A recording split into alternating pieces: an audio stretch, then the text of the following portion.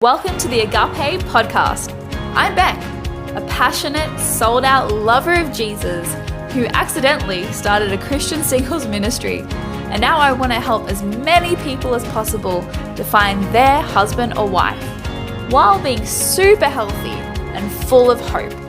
So get ready for some real, raw talk about all things singleness and dating.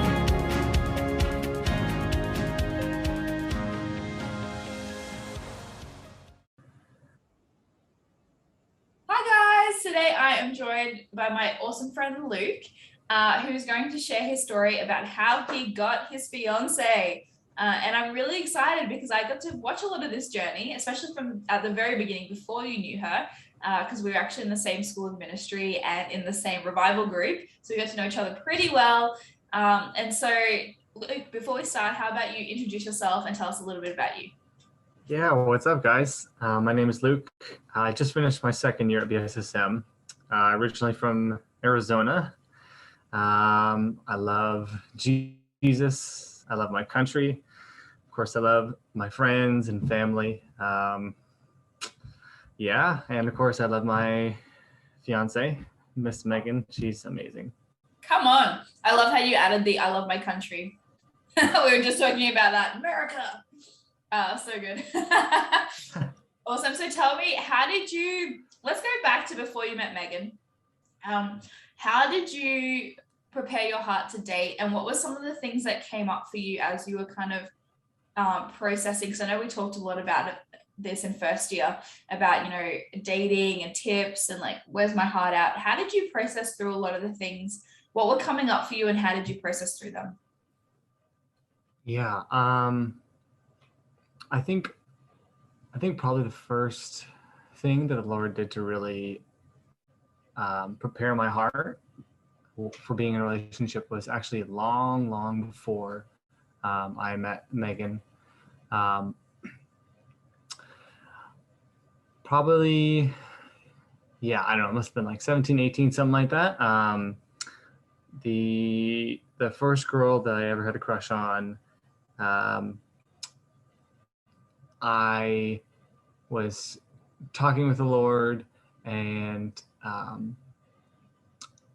for the first time in my life, I had this, I'm trying to think how to put it. It was like this thought that was like, I want to be with this person, but like, if it's not this person, then like, I'm sacrificing this and I'm asking you to mold me into the person that you want me to be for my future wife. And that prayer of like, Lord, make me into the person that whoever she is, needs me to be. I think that was probably the first step that really started moving my heart in that direction, was just asking the Lord to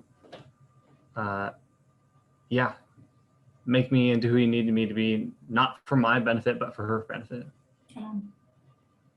Wow, so amazing. And so did you feel like he took you on that journey and brought up things of like, oh, you need to grow in this and this, and that's exactly what's happened that Megan needs in you now? Oh yeah, I mean, I think like definitely before I came to school, there was some processes that the Lord started. I've struggled with anxiety and confidence and that kind of thing for a lot of my life. And even before I came to school, I went up to conference at Bethel, and of course the Holy Spirit's at our church as well. So back home at Bethel, the Lord was definitely moving in those areas of my life, helping me to be, not so afraid, because you can't really be, fear is a bad place to be in a relationship from. So it's difficult to, I've experienced this even currently, like it can be really easy to like be afraid about, oh, like, is this working out? Am I doing the right thing? Did I upset her? Whatever it might be. And so I think really like having that not be a thing in your heart is very important, because you can go down a rabbit hole super quick. And so I think just like letting fear have no place would be like pro tip number one, I guess I would say. It's essential for Christians, and I think it's essential for relationship. Because you partner with the wrong side of your imagination. It's like we've heard it before, it's like you're putting your faith in the wrong half of the equation, and so, yeah, the Lord definitely was doing that stuff before I came to school, but really when I came to school is when that started accelerating.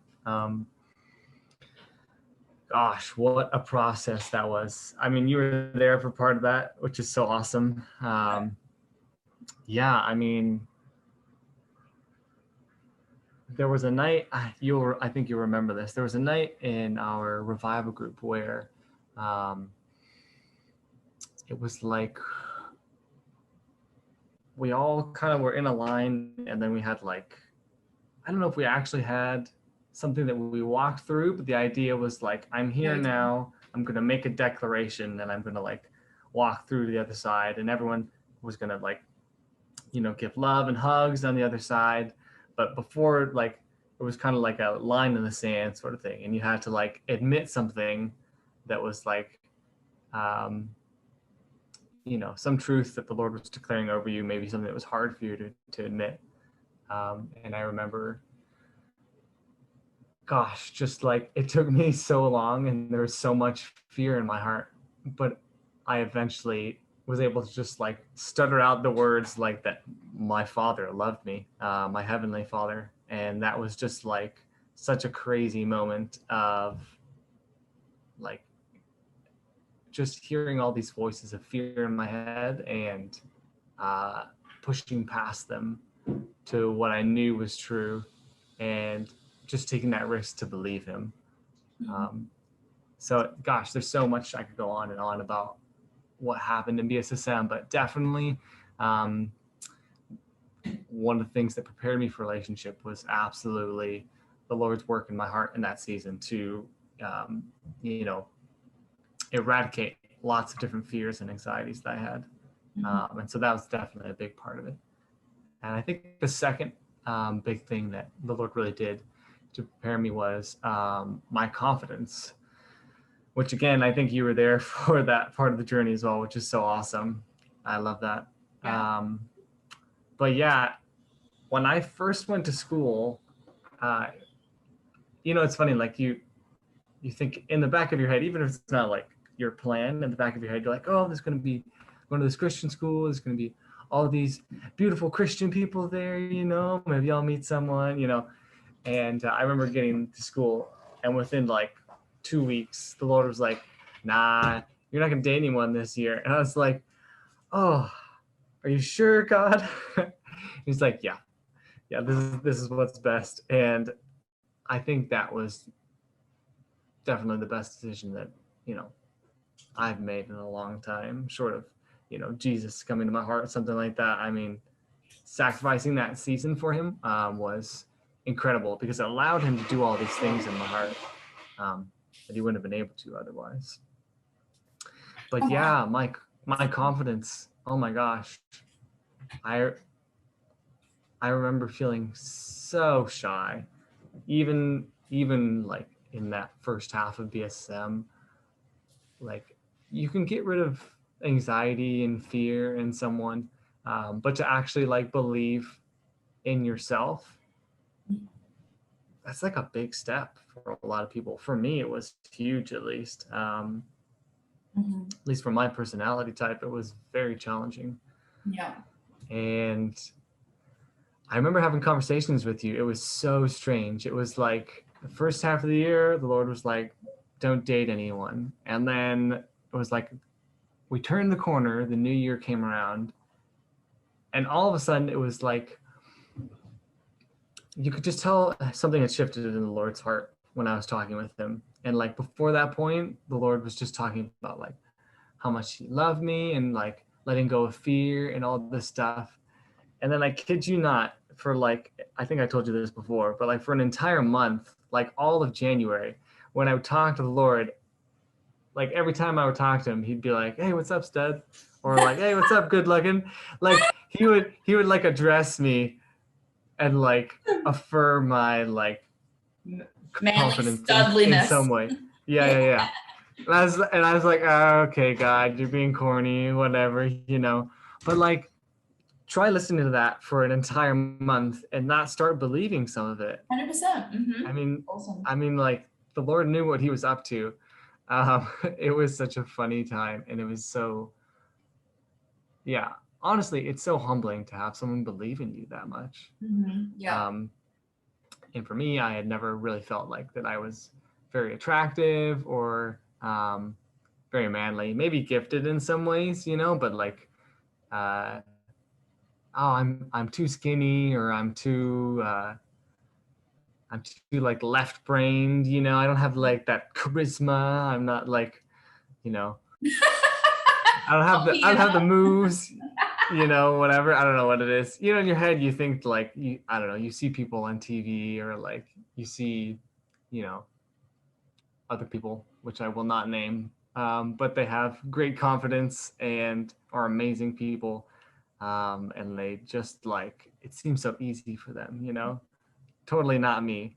And so, yeah, it was so crazy. It was like an entire month. Every time the Lord would talk to me, he would say something like that to affirm um, my value in some way that was related to like my self-confidence.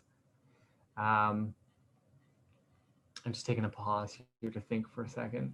No, you're right. That's so incredible. I love how the Lord speaks Yeah. so intimately to us, hey, and it's just what we need. But even times we don't know what we need to hear, He's speaking and going, "Hey, I'm preparing you." And now, his tone will change a little bit, and you're like, "Ooh, what's coming up?"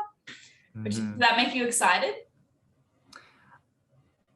Oh yeah. Well, I started to realize in February, I was like, you know, you're making me like really confident. Like I actually started like asking people out for the first time in my entire life. Come on. No one said yes, but like to even have the confidence to do that, Yeah. like mm, yeah, I'll just leave it at that. I was way more confident than I'd ever been. I think I told you at one point, I forget what was the analogy. I said something along the lines of like, in the course of 2 months, I went from like nerd to 007. It's like that's what it felt like.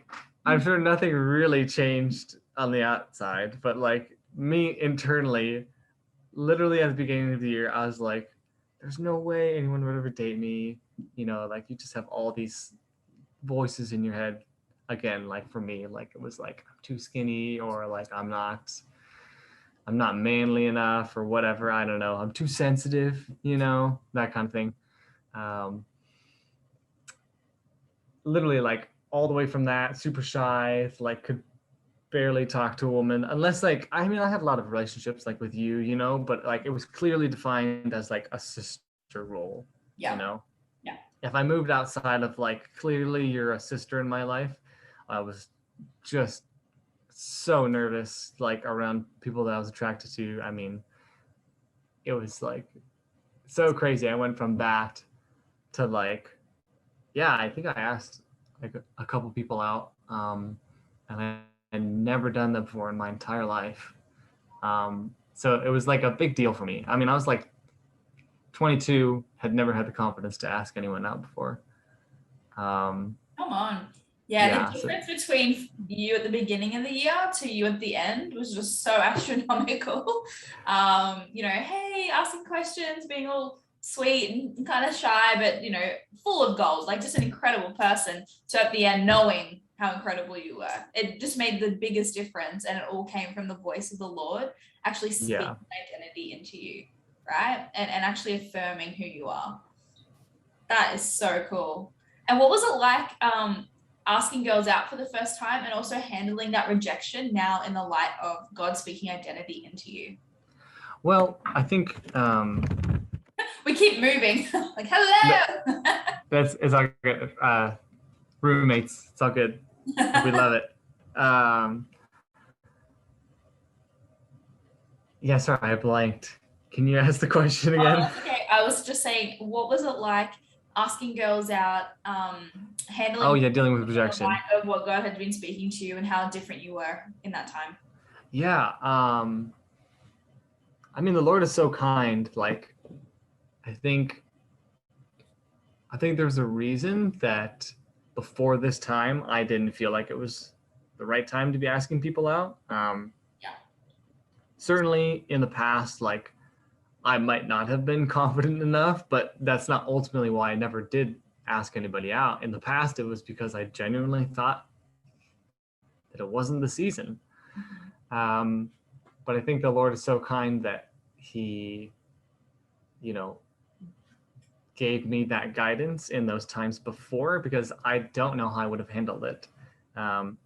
Because the only way I was healthy enough to handle it was because of all the stuff he had recently done in my life. And so it was very kind of the Lord to, kind of like let my heart catch up with where it needed to be before that season started.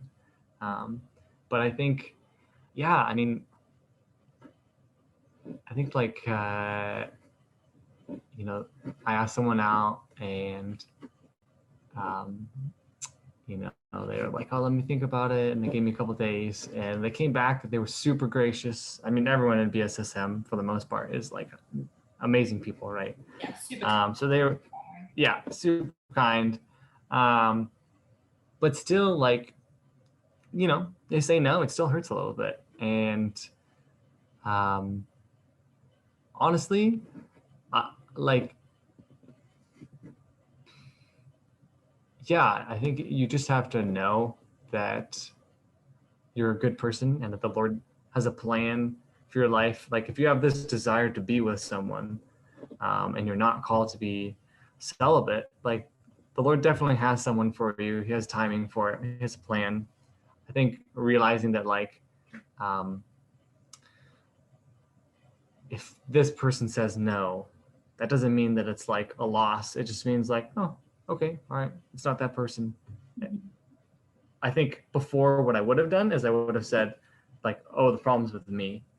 I think before this time in my life, if someone had said no, I would have taken it as like a rejection of me. Like, oh, they said no because of something that I'm lacking.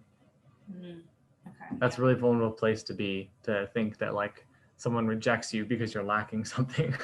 Yeah, it's not an identity. Like you took it to mean like, oh, there's something wrong with me. There's not like it's an identity statement if they say no. Whereas when God had instilled identity into you, then how did that shift your mentality behind rejection? Yeah, so it was more of like, oh, well, like we just must not be compatible because there's nothing wrong with me, obviously. So come on, though, that's such a, I love it. That's the biggest thing that is on my heart. It's like, hey, you might just not be compatible. It doesn't mean there's anything wrong with you. Oh yeah, and I mean I joke, but literally that's the thought process. Is it's like, oh, okay, there's nothing wrong with me. Well, I mean, we're all working through stuff, but like, Yeah. Fundamentally, that there's nothing wrong with you. Yeah. Yeah. You're a good guy, good looking, you love the Lord, you're, all these things, and just like, oh, okay, yeah, okay, so it's not about me. It's just like it's the timing, or we're not compatible, whatever it is. But okay, all right, it's not about me. I can live with that and move on. And that was honestly, just as simple as that. Just not taking it personal, I think, is like the biggest thing about dealing with. And we call it rejection too. And it's like the verbiage really doesn't help you out. It's like we really like, oh, how did it feel when you got rejected? And it's like, it's not quite that personal, Yeah. Like, when they said no is a better way of putting it. Yeah. But it's so normal. Rejection kind of has this inference that, hey, I know you, I know everything about you, and I hate you, and I want nothing to do with you, and I said no, whereas the truth is that they're not saying no to you, they're saying no to how, their understanding of who you are, which they couldn't possibly know the fullness of who you are. So it's not an identity statement. But that's so incredible, the journey the Lord took you on so that you could meet your now fiance, soon to be wife, Megan. So tell us a little bit, how did that happen? Because I know how it happened, but I'm excited for everybody else to hear. Yeah. Tell them about the advertising at school when they like put the thing up. I mean, I know what you're saying, but I don't specifically remember Okay, that moment. So in school we had the cheerleaders come because we were about to have a Yes. staff versus student basketball Yeah. game, and Mm-hmm. they sold it as a potential place to meet your spouse. Like, remember that? Like, I do, hey, a lot yeah. of people, guys and girls, have met through this cheerleading. We're having a basketball game, teachers versus students. We need cheerleaders. We're trying desperately to get guys. Hey, fellas, you might be the wife there. Yeah. Many people have, and that's exactly what happened. So tell us about that. Yeah. So oddly enough, like, the Lord had been making me more confident in myself, but it wasn't just about like in the context of dating. Mhm. Like the Lord wasn't, he was making me to be someone for someone else, but he's also making me to be me for him and for me. 100%. I think that's a huge thing to remember, that like, yeah, we love people, we're here for them, but also like the Lord delights himself in you sometimes. Like it just you being his child. Um, it's not all about other people. Sometimes he really just wants you to grow in this for your own sake. So I, yeah, heard about cheerleading, and I was like confident enough in myself to not, honestly, like I heard a voice that was like, oh, that's like too, it's not very manly. It doesn't sound masculine to be a cheerleader, you know? Even if like, even now I try to explain it and it's like, oh no, like you're doing stunts and you have to lift and you have to be strong and all this. And it's like, nah, don't try to butter it up. Like, it doesn't sound manly. It's fine. Just leave it. It And is like, actually incredibly hard and incredibly technical because I tried it as well. It's oh, it was, hard. yeah, it was like, it was like a big workout every time we would practice. Like it was, I would go home and I'd be like, just, it was like I'd gone to the gym for a while. Like it was Yeah. a lot of work for sure. I was very impressed. Never thought of cheerleaders the same again. Like I was like, that's a lot of work. Like, oh my gosh. Yeah, same. But yeah, I had the confidence to like not care, I guess, what other people thought. Like I was just like, no, I'm good. I'm a manly guy. Like, this sounds fun to me. I don't need to worry about like what other people think. Come on, what a breakthrough, even just from the year before, right? Like even just a couple months before. That's incredible. Yeah. Oh yeah. Yeah. So I mean, it wasn't about like a relationship specifically. It was just like, oh, I'm confident in me. Like I don't need to worry about what other people think. Like I know who I am. So I was like, all right, I'm gonna do it. So I signed up, and yeah, I mean, it was tons of work. And then along came this, gorgeous brunette by the name of Megan. And oh my gosh, I have to tell you, she to this day will not let me live it down. At that point, I didn't actually end up asking her out, but we did interact briefly. And she knew that I was kind of interested in her because I was awkward around her. So, makes sense. It's so funny. You always think, I joke, right? I'm like, oh yeah, I went from nerd 007, and it's like, nah, you're not that good at like hiding your emotions. Like I've always thought of myself like, oh yeah, I'm just like very analytical. Like I can, yeah, it's like, nah, everyone knows. Yeah. So I was acting nervous around her, and she could tell that I was interested. And a mutual friend tipped her off, apparently. So there's also that. And so she straight up like was like, oh, I'll text him, and like maybe he's just shy to initiate something. So she texted me, and I'm like, trying to be like the good Christian guy, like, oh, she's probably just like had a question about the cheerleading, like she's not interested. Like we kept texting, and to this day, in my memory, all we ever talked about was cheerleading. But it's not true. But in my head, I was like, oh, she's just talking about the cheer. She's not actually talking about other things. So she's not interested. Like, it completely went like over my head. That's awesome. So she to this day, she doesn't let me live it down. It's still one of like our funniest moments of like almost starting and then like, no, it didn't work out. It wasn't that time. Oh, really? Okay, so she was trying to talk to you about other stuff, but you weren't getting the hint, and then it kind of fizzled out? Well, you know, this thing happens called COVID. Oh, yeah. and I moved back home because school was online. Yeah.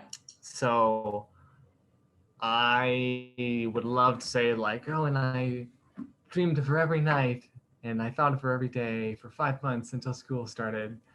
But legit, I was on to the like, I wasn't thinking about dating anybody. I was just like, all right, I'm back at home. It was kind of crappy circumstances, you know, with COVID and everything. So I was just like putting my head down. I'm going to work, save some money for school. Like I wasn't thinking about dating at all in any context. And then we both ended up at a Halloween party that neither of us were invited to. Okay. And I was like, who is this? Yeah, she was dressed up with a friend, and she was Mario, and her friend was Luigi. And I was like, I know I like our like church. It's like a Harvest Moon party or whatever, like, you know, harvest like Christian version of Halloween that people do around here. Yeah. Where they dress up with like Mario and Luigi kind of characters. It's super funny. Yeah. So I was like, oh, I know Mario. So I walked. Oh, I know Mario. Yeah. I literally knew like no one at this party. Like I was not cool enough to be at this party, honestly. And so I walked over, and I could be embellishing this, but best I could tell, one of my buddies was like trying to chat her up, and I just sort of like walked up into the conversation. Super casual, not awkward at all. Yeah. And yeah, we just sort of said hi. Honestly, had like a really crappy, not great conversation. I was distracted because like I was the driver. No one from my group was drinking, but like I had the car. Yeah. And so people were like, hey, we think we're gonna leave. It's not really our thing. And so everyone like, I was like talking with Megan, and everyone kept like, all my friends were like, okay, hey, you ready? Like trying to get my attention, you know? And I was like, can you not see that I'm talking to someone of the opposite gender right now? Like, leave me alone. Read the room.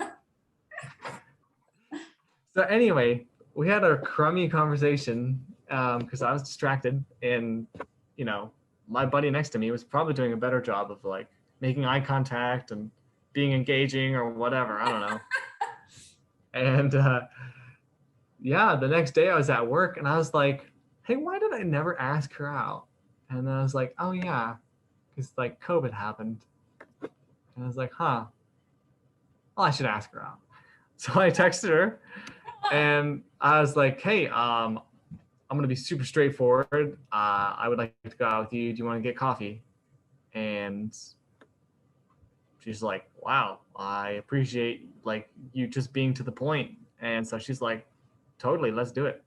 So we got coffee, and you know, then from there it was like, oh my gosh, I have to tell you, still to this day we remember like the first major thing that we connected on was like our mutual love of like having a clean living space. I was living with like a whole bunch of guys, you know? Yes, you were like 7 of them or something crazy, right? Yeah. My OCD was just like, I'm tired of being the mom. I can't clean up after you anymore. Like I clean the dishes, and then they're all dirty again by the time I come back home. And I think we legit talked about that for like an hour. It was like partially venting to each other, partially connecting. It was beautiful. It was awesome. Yeah. But Wow. yeah, we had a great time. And then it was just sort of like, I texted her again, like, hey, let's go out again. And then she texted me and she was like, hey, let's do that. But also, before then, do you want to do this as well? And I was like, I think she's interested in me. So it just kind of went from there. And after a couple weeks, we had a very, I don't know what normal is considered. Honestly, I've stopped trying to be normal. Mhm. But we were just sort of like chatting one day, offered coffee or something. That's the funny thing too. I say like, oh, we went out to coffee, chatting with coffee. Neither of us drinks coffee. Yeah.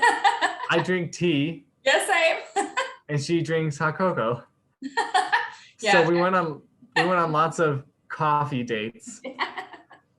Um, yeah, and we were just talking and we were just like, I think we're dating now. Like we feels like we're at this place where like it's such an awkward transition, and I don't know if you want to talk about this at all, but it's such an odd place of like, oh, you're seeing someone or you're talking with someone or you're like the Christian language is really Yeah. confusing. Yeah. It's like are you dating? Well, I guess no, we're not dating. We're not like we haven't had a conversation that defines us as like Mhm. counterparts in a relationship, but we are doing things together like, and so it was just like kind of an awkward 2 or 3 weeks or whatever of us just like enjoying each other's company but having not defined things, and we just had a conversation and we are kind of like got done and we're like, all right, I guess I think we're dating now. I don't know how we define it. It was just like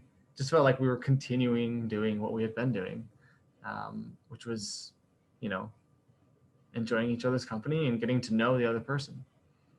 Wow.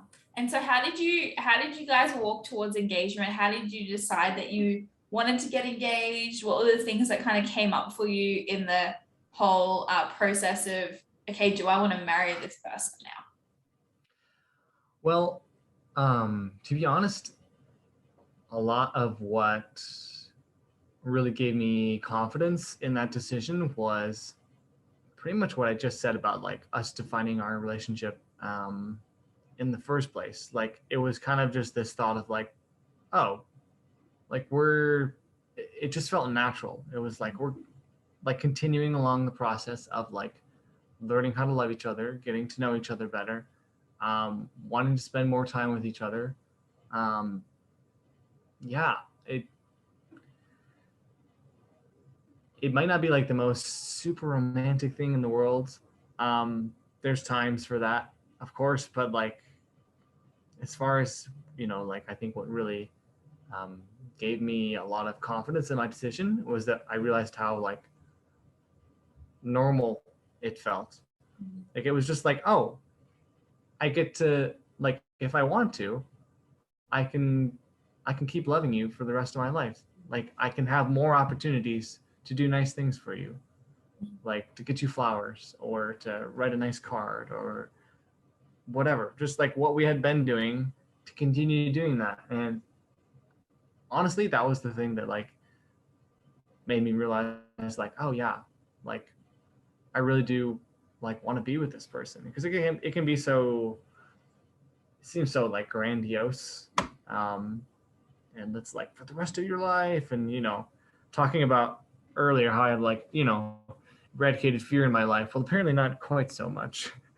It brought up a lot of fear in me, honestly, like a lot of anxiety, because it's like, oh, you're gonna spend the rest of your life with this person.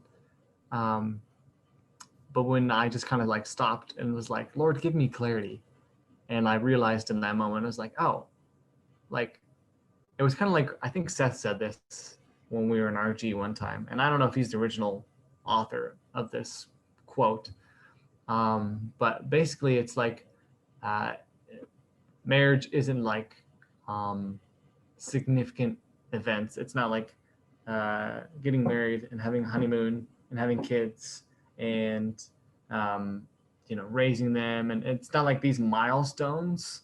It's not like 10 big things. That's not marriage. It's like a million daily things Yeah. that you just do your entire life with someone. And we just started talking about like our future, and I realized like, oh yeah, like I can totally like see myself like I want to be with you, like in these daily opportunities to love you. So yeah, I don't know. Sometimes it seems like a little bit less, it doesn't feel like the fairy tale movie that you thought it was supposed to feel like, but somehow it feels closer to the truth, and it feels, yeah, I mean, like, honestly, for us, a big leap that we had to overcome was realizing that like it's not going to be all like super romantic mushy gushy all the time. Like um we were kind of on shaky ground for a while, to be honest, and we had to kind of stop, like take pressure off ourselves, and like, hey, let's just invest in like the friendship aspect of our relationship. Like let's just invest in like having fun together, enjoying activities together. And that was like, I think the definitive thing that really like, oh no, I wasn't crazy. Like I definitely want to be with this person for the rest of my life, because like we just started investing in just more of those normal things that aren't dependent on emotions going up and down all the time. It's just like, if I'm having a bad day, it sounds so silly, but like honestly, like if I'm having a bad day, I know that like um we still actually kind of enjoy being around each other. So like maybe I'm not feeling super great. Like maybe there'll be a time in our marriage down the road where I'm like, I'm not really feeling um whatever, something's come up, right? And but I can still, enjoy a game of cards with you, or I can still enjoy like going on a walk with you. Um, just kind of realizing that like these little things that you do can be so much more important than like, oh, I always have to make sure that my emotions are like high, like it's, if I can go on a rant for a minute, something I learned in my very brief period of What? time in a relationship is that it's so much less about like emotions and compatibility, and it's so much more about commitment. Yes. Like um, I think we romanticize the idea of marriage sometimes, and rightfully so, because God romanticizes about it in the Bible. I mean, it's a wonderful thing. Like he uses the picture of marriage as a picture for how he loves us. So he's very mushy gushy. He's very romantic. He's Mm-hmm. very like grandiose. Like it's a big deal to him. Um, that being said, in our charismatic culture, if I can be so, grand to say that, sometimes we kind of, um, even if we don't say it outright with our words, we communicate that like this person has to be like everything. It's like we say that they're not Jesus, but it's like they're just barely under it. Like the way we communicate with people is that like you're not whole, you're not complete, like you're not enough until you're married or something like that. And it really slips in there as like um, this person is supposed to like fix your problems or something like that. We would never openly admit it, but at least for me, in the back of my head was like this fairy tale of like how perfect life was going to be once I was with this person. And that was the definitive thing for me, talking about marrying Megan, when I realized like, oh, like we've gone through some stuff, things weren't great, and I've realized that I can trust you, and then we can get through tough stuff together because we're committed to each other and we're committed to the Lord. Mm-hmm. and having that confidence of like, oh, like it's not always going to be great, but I trust you to always be on my side, be on the same team at least, and be on the Lord's team. That to me was just like huge. Like it's so easy to think that like things are just going to be perfect or always really happy or all these things. And again, just like if you can build your relationship on Jesus and on like the simpler things in life, the things that aren't like dependent upon your emotions, which change so rapidly, that I think is huge. And then leave space for those like great emotional moments. But you don't want like, you don't want your life source to come from those, you know? Yeah. I think it's a picture like of our relationship with the Lord too. Like, we love those moments where the Lord like radically encounters us and moves us emotionally. But we can't have that be like the sole basis of our relationship with him. Like we can't just follow Jesus when we feel like it. Preach. Yeah. So I think that really bleeds over into the relationship side of things, of realizing like, oh, okay, it's not like you get married or you find someone or you get engaged and then suddenly everything becomes better or easier. Mm-hmm. Actually, a lot of things become more difficult. Yeah, 100%. That's real. But what you realize is that, I think things don't become easier. The other person just becomes more and more worth it.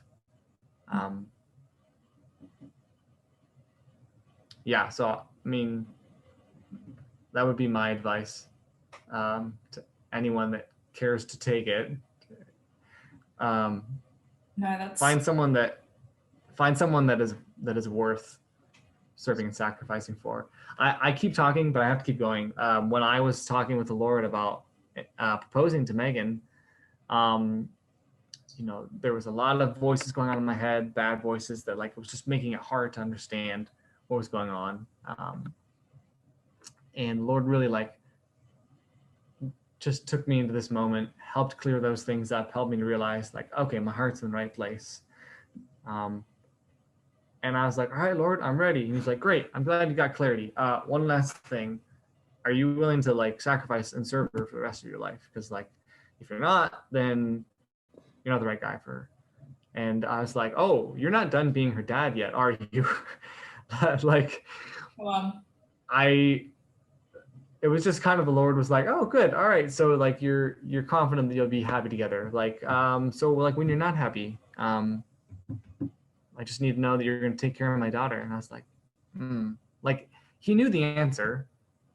He knows my heart. He knows I'm a serving person, a kind person, all that. But he still has to like ask it.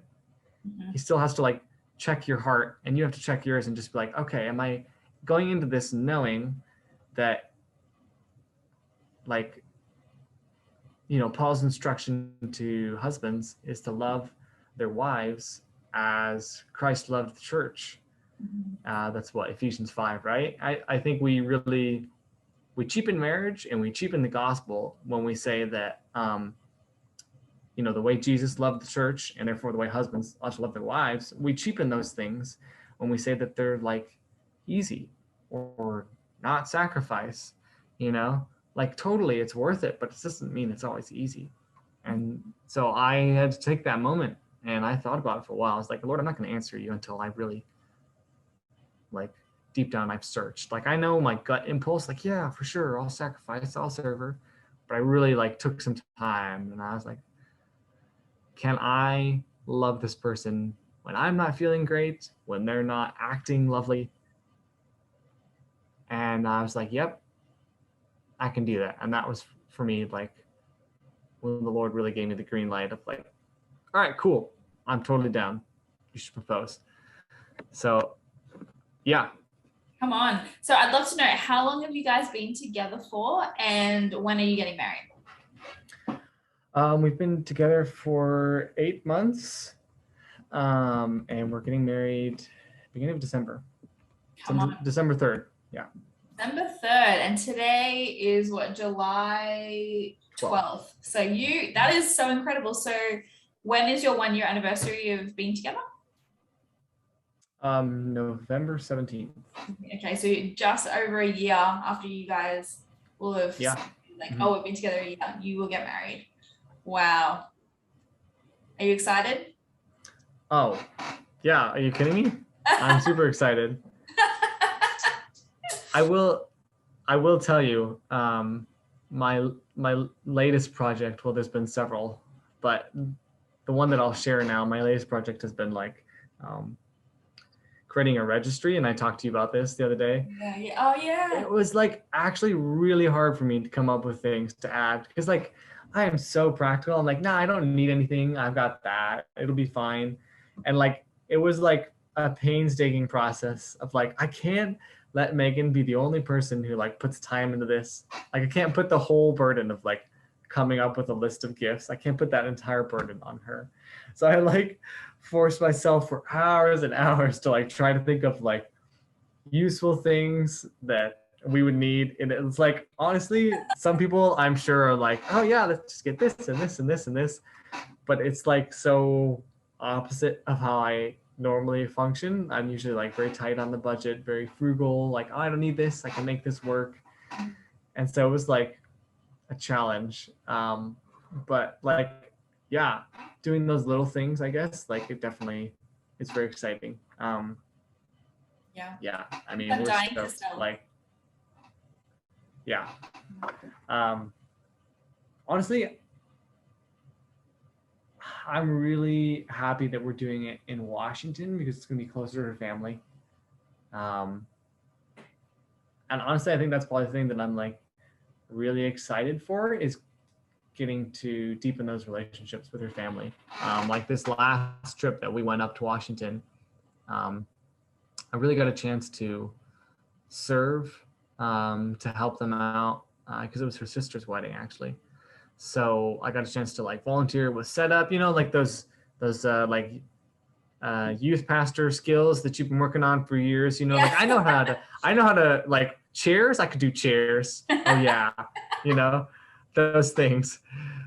I gotta like show off my like, you know, Christian volunteer. I'm a church boy. This is how you know. Look at how I stack those chairs.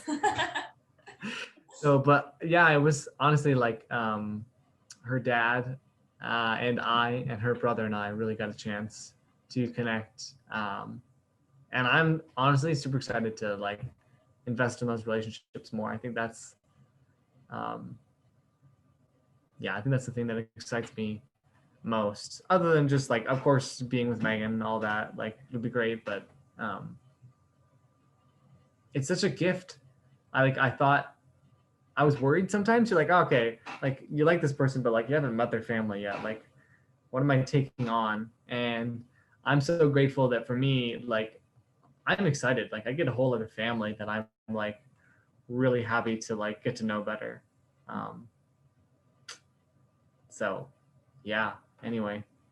Wow. I love your story, Luke. Thank you so much for sharing. I love that you went from being this shy, nervous, not really confident in yourself at all, to the Lord working on your heart, speaking to you, going through the heart change so that you were confident enough to approach Megan, and then really allowing him to kind of speak to you through the journey, but doing the journey really organically. And I find there's usually two types of people, you know, the ones who it's all about the signs and God speaking, but most people that I've met actually have these kinds of stories where, you know what, we had a few dates and it went really well, and we had a few more and we're like, wow, we really enjoy each other. We made it official, and we just spoke to God throughout the process and just allowed him to come and speak and breathe life onto it, and then go, yep, you're ready. Like, this is the next step. Cool. Now we're going to get married. Like, I just love that it was such an organic process, and it really required commitment. Like, commitment is the biggest thing, because, you know, when it gets hard, you know, you might have a word, but if you're not invested and you aren't actually giving it your full yes and saying, this is what I've committed to, it was my choice, and I take full responsibility for it, then it's really hard. And we see a lot of people, you know, a lot of marriage is breaking down from that, going, oh, I heard wrong, oops, you know. But actually when you come in and go, this is my choice and I'm 100% in, and I'm going in knowing how hard it's going to be and the good times, and it's, you know, I've spoken to a lot about it, this is what I'm going to do. There's so much power in that. The process of growing in love and actually building solid foundations is so incredible. Did you want to say something on that? Yeah, I'm sure you're trying to wrap up. Real quick, I just have to say, like, Go for it. I'm the kind of person who like wants that, like, this is the answer. This is like the Lord said this, and I think the Lord's like, he knows my heart and he just doesn't give it to me. And so like I prayed like, Lord, just tell me. And it was amazing. Like, yeah, the Lord is like Megan's father. He wants the best for her. Like, he cares about her fiercely. Yeah, I mean, enough to like give you that scary dad vibe sometimes, even like he's really there, like he cares about her. Yeah. But when I would ask him about that, it was unbelievable. My experience was that the Lord was so honoring of like our free will. He was so honoring of like, Yes. oh, it's not my decision. Like I would ask him and he'd be like, I'm not going to tell you. Like, it's not my decision. Like he would not give me an answer. I'd be like, should I? Like when I was struggling with like all these like fearful voices and stuff like that, you know, I was like, Lord, just tell me and I'll do what you say. And he's like, it's not my decision. You're asking the wrong person. Like, I'm not going to tell you. Like, it was crazy to just realize that the Lord had that much respect for our decision, you know, just wanted to like happy with what we would decide, just wanted to make sure that we kept him a part of it. Yeah, that was like pretty incredible. Because you are such a man after his heart. He trusts you, you know. I really feel that over you, that there's just I can trust you with what you're deciding. Also, you're incredibly analytical and very intelligent and will think things through anyway without him having to bring it up.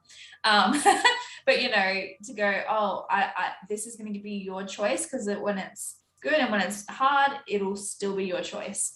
And I love that there's so much buy-in, there's so much autonomy in that, to say this is what I am choosing for my life and I'm 100% committed.